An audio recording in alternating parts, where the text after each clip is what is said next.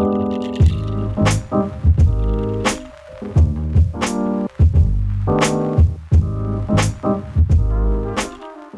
can't start my videos anymore, and I feel like every time I start them I feel like it sounds so weird. Hello, hi. So today I'm going to show you guys what I'm eating throughout the whole day. I think I'm going to miss out like little snacks and things because I feel like they're not that interesting to see. So it's just going to be like my main meals. Like, every day is different for me. I don't really have like set things that I eat. This morning I went to the gym, so I got back and I just made my smoothie. So I'm going to show you guys that. And I obviously wanted something with some carbs in it and you know, to kind of replenish my body. Usually I have porridge, but I feel like, oh my god, I've been having it all winter, and you know when you just get really bored of having the same thing, even though I love porridge. Anyway, so I did something different, and then I've had these 2 meals planned to make, right, like as my weekday meals for actually about a week now, and I haven't got round to it, and today I've got time and I'm at home, so I thought why not make these 2 meals, my lunch and dinner. So I'll show you guys them. I like picked them out of like some of my cookbooks. I hope you guys like this video. I'm going to try and keep it quite casual. Like today is just a really casual day at home. First I'm going to show you guys my kind of late like post gym breakfast.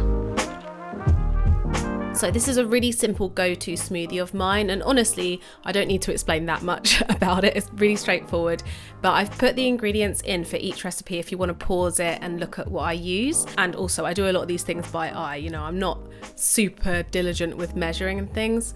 So yeah, just handful of ice, 1 frozen banana, I throw in some oats to, like, you know, add a few more carbs in there, some peanut butter for protein and also for taste because I could eat the whole tub at once. You can also throw in any like fancy stuff you have as well. I just had this in the cupboard, so I thought why not chuck a bit of that in, you know, some flaxseed, you know, and then you just whiz it up and drink it. And I just adjust the sweetness to how I like it as well. Yeah, and it's just a really good quick post-gym breakfast, or just breakfast in general. Yeah, and it just makes a nice change to porridge and your usual suspects really.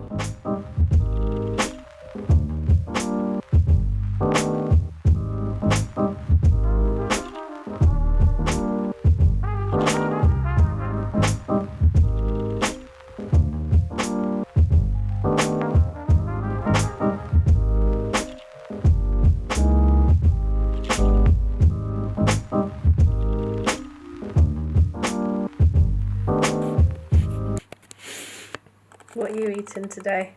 Are you filming? No. Probably have some cod with some potatoes. Come down to the kitchen. Also, please excuse my hair today, like, hello.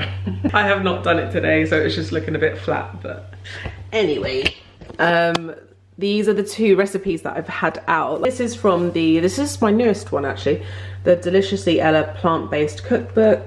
So it's vegan basically cookbook. Yeah, some really good recipes in here.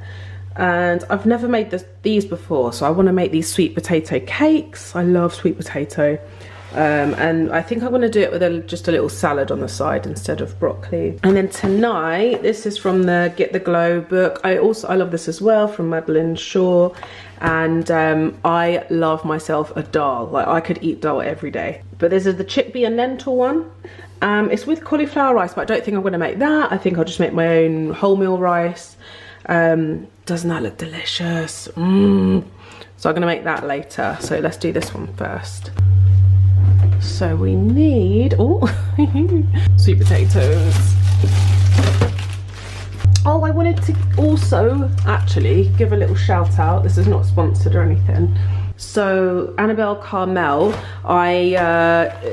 she does really good like toddler, like baby food books. I used one of them for Indy, like when I was first weaning Indy, and she's come out with a new range of kids food, which is really cute. So like, this is gifted to me, but this isn't sponsored, not been paid or anything, but it's just so sweet. So this is her new Busy Mums cookbook, which I've made a few things from already, and she also really sweetly sent over some bits for Indy. So look, she's got a little food, like food play set, and she sent over like a plate and a bowl, tiger bowl, and just thought if there's any other mums out there You might want to see that there's a new option for kids food. Red onion, ginger. Okay, I'm gonna get all of these bits together and start cooking.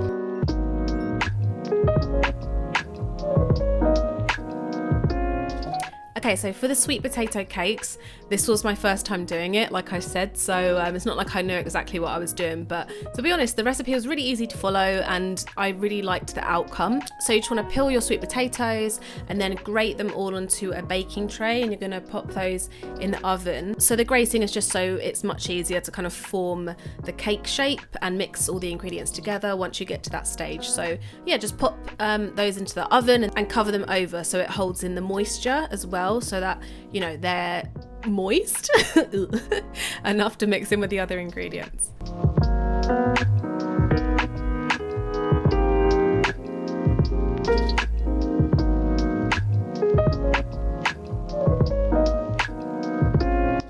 So while the sweet potato is in the oven, you can get on with prepping the other ingredients that you need to mix the sweet potato with. So chopping up some red onion, some garlic,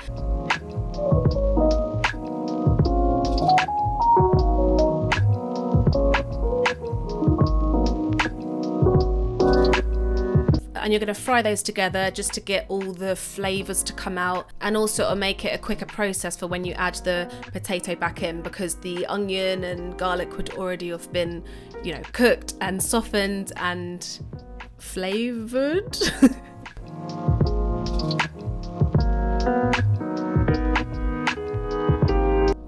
I just threw together a little side salad, and it's nothing really much to explain. I just threw together what I had in the fridge, so tomato rocket, avocado, and I put some olive oil on that and some balsamic vinegar. And then once the potato is done, I take that out, let it cool off just a little bit, and then I mixed that in with the other ingredients.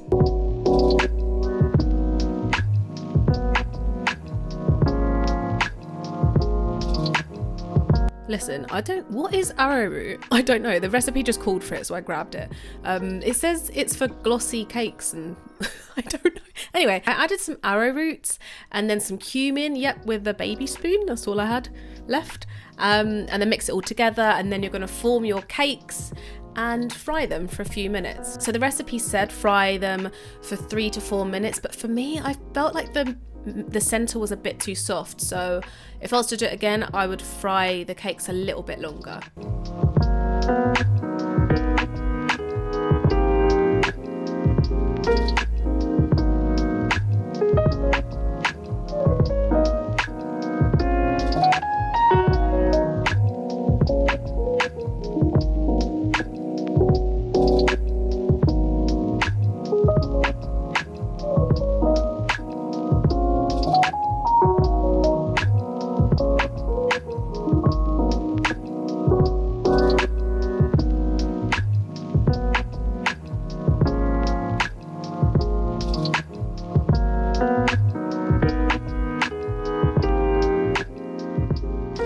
Just finished cooking and it's here. It took a little bit longer than I thought it would actually, but it might be because I was filming it at the same time. Probably took about half an hour. I feel like it might need a sauce or something as well, but okay, let's just see. I'm gonna go enjoy this and eat my lunch. And I'm hoping it's enough food as well, because I wasn't sure, because I've never obviously made it before, but maybe I should have cooked it on the hob actually for a bit longer, because it said 3 to 4 minutes, but I'd kind of like it a bit harder. I'll see you guys at dinner. I just wolfed that down. I should have cooked it a bit longer so it was not as soft, and I did end up dipping it a bit in I love this stuff, Peronaise, and I put lots of this on as well.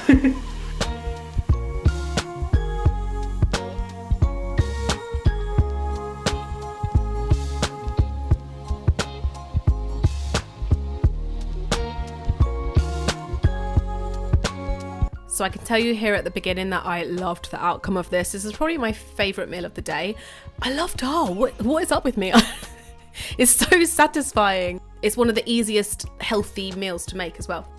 So you want to chop up your onion, and then you're just going to heat the spices up in the pan on their own, no oil or anything. It's going to release the flavours of the spices.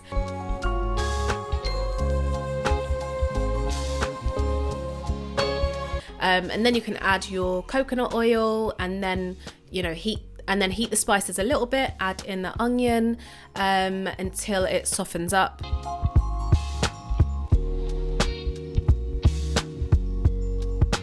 And then add in your garlic and ginger as well. And I like to fry them for quite a few minutes, just softly. Everything blends together really nicely.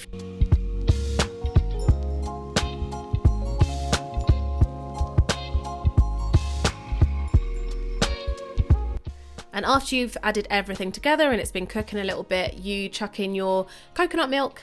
So before, when I've made dal, I use coconut milk and stock. So maybe it's up to you. Like with just the coconut milk, I had to add some water quite often. So maybe with some stock, it would stop that from happening, because I feel like the ingredients soaked up the coconut milk really quickly. Yeah, so you leave all this together just to simmer a little bit and absorb for a while, and then it's done. It's so easy.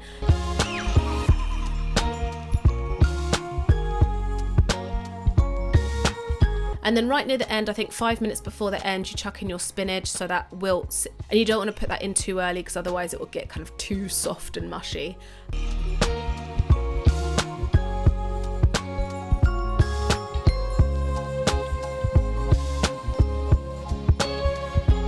At the end as well, I like to do taste tests and season with salt and pepper if I need to. That's it. It's really simple, and it was so tasty, honestly, because I don't think I'd had dal with chickpeas before, usually just with lentils, but yeah, I really want to make this again. Thank you guys for watching. I hope you enjoyed this video, and let me know if you want me to do more like this.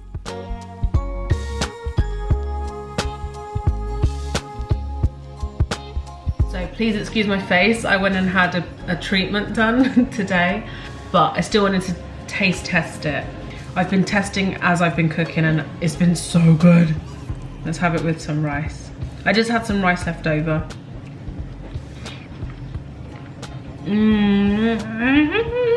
Definitely try it if you love dal as well. I'm gonna go and eat this. Bye. Thank you guys so much for watching. I hope you enjoyed this video. I love cooking and I love eating, so yeah, I'm really happy to do more of these. And I wonder if you'd like one of these on my favourite comfort foods, or what Indy eats in a day. Leave any suggestions down below, and I'll try and do one of those for next time. And until then, bye.